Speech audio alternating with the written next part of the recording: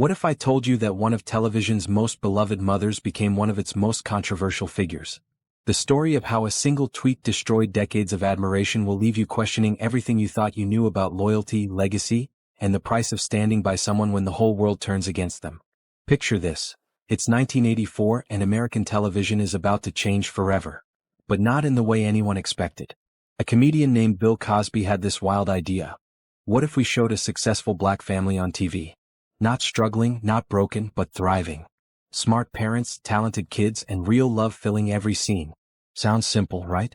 Well, it wasn't. Network executives were terrified. Would audiences actually watch a show about a black family that didn't fit the usual stereotypes?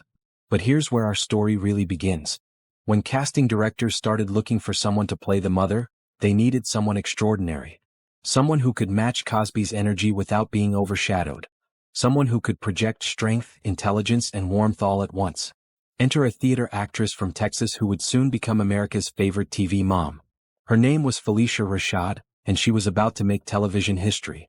Born in Houston in 1948, Phylicia didn't just stumble into greatness. Her childhood was like a masterclass in excellence. Her mother was a Pulitzer Prize-nominated poet who filled their home with books and deep conversations. Her father, an orthodontist, demanded nothing less than perfection. When racism in 1950s Texas became too much to bear, her mother made a bold move. She packed up the family and moved to Mexico. Can you imagine? A black family in the Jim Crow South saying, "We're not staying here," and actually having the courage to leave? This wasn't just a family, it was a launching pad for brilliance. Phylicia's sister Debbie would become a legendary choreographer. But Phylicia? She was destined for the stage. At Howard University, she didn't just study theater, she mastered it. Magna cum laude, mind you. This wasn't someone playing around. She was building the foundation for something extraordinary. Broadway came calling and she answered with roles in Dreamgirls and The Wiz. But here's what made her special. She wasn't just another pretty face reading lines. She commanded attention. When she walked into a room, people stopped talking and started listening. Then came the audition that would change everything. The role of Claire Huxtable was originally written as a stay-at-home mom. But when Phylicia walked into that casting room, something magical happened. Her presence was so commanding, so intelligent, that they literally rewrote the character. Suddenly, Claire wasn't just a supportive wife. She was a successful lawyer, an equal partner, a woman who could go toe-to-toe with anyone. September 20th, 1984. The Cosby Show premiered and America fell in love instantly. Not just with the show, with her. Claire Huxtable wasn't your typical TV mom. She was sharp, funny, and absolutely refused to be anyone's doormat. When she looked at you with those eyes and delivered one of her famous lectures, you listened.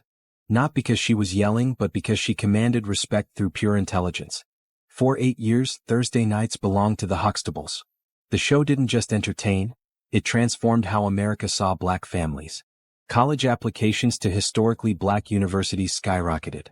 Young black women finally saw themselves reflected as professionals, as equals, as worthy of respect. Claire Huxtable became more than a character. She became a symbol of what was possible. But here's where our story takes a dark turn. Fast forward to 2014. A comedian named Hannibal Buress made a joke during his stand-up routine, calling Bill Cosby a rapist. The joke went viral and suddenly decades-old allegations started surfacing. Not just one or two women, over 60 came forward with similar stories spanning 40 years. The man who had represented family values and moral authority was facing accusations that would destroy everything he'd built. By 2018, Bill Cosby was convicted and sentenced to prison. The Cosby Show disappeared from television.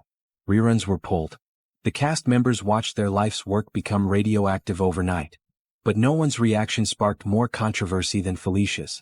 In 2015, as the allegations mounted, she made a statement that shocked everyone. "Forget these women. What you're seeing is the destruction of a legacy, and I think it's orchestrated." The woman who had been America's moral compass for nearly a decade had just dismissed sexual assault survivors. The backlash was immediate and brutal. When Cosby's conviction was overturned in 2021 on a technicality, she doubled down. She tweeted, "Finally, a terrible wrong is being righted. A miscarriage of justice is corrected." The response was swift and harsh. Students at Howard University, where she served as dean, demanded accountability. How could someone who was supposed to mentor young women dismiss the experiences of assault survivors? She eventually issued a clarification.